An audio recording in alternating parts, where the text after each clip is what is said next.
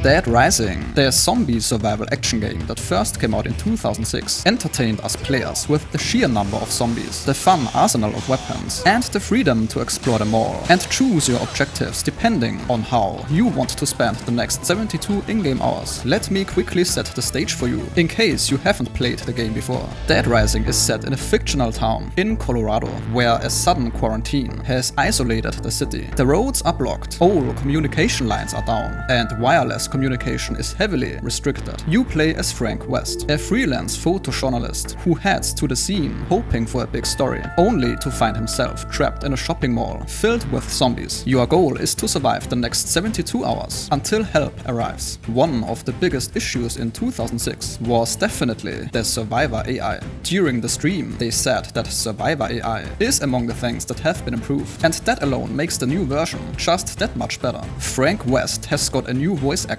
and also appearance changes, like he looks a bit older and more muscular. All of that are definitely things that not everyone will appreciate, especially the die-hard fans, but that's just how it is. At least now the game is fully voiced. The 3D audio support and remastered background music and sound effects are welcome too. Now I think the improved graphics are pretty obvious. There's not much to talk about here. The game uses the Resident Evil engine, so facial expressions, environments, gore effects, pretty much everything looks much better. The remaster has important quality of life improvements, like automatic saving and a better user interface. All the things you would expect to be there in a 2024 release. Something I think wasn't possible back then is an actual indication of how much durability your weapon has left. But most important is probably the strong likelihood that Capcom is testing the waters with this remake. If the game sells well, then a Dead Rising 5 in the far future is a realistic possibility. But if this remake doesn't pull any decent numbers, then Capcom will surely let this franchise die out completely, once and for all, and focus on the Resident Evil franchise, since that is always profitable. Do with that information what you will. Supporting the game, if it isn't broken or totally rushed, is probably a decent idea. As always, I tried to keep this as short as possible. If you think your time was respected, then a like is appreciated, my friends.